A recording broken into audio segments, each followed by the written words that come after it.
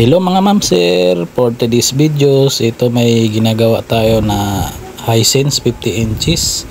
So sa mga ganitong modelo na latest, ingat lang po kayo sa mga flex ng ganyang kasi parang iba na ang pinakalock nya. So pinalitan na pala yan ng T-Con, pero ang pinalit iba na. Kaya ang nagiging resulta nya is nasibak yung panel.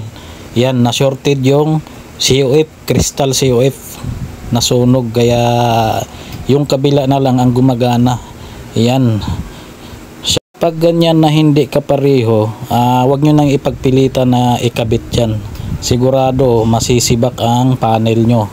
So hanap kayo ng kapareho para walang problema o ma-repair ang unit. So ang kwento dito mga sir, bigla lang daw nawala ng display, sabi ng may-ari.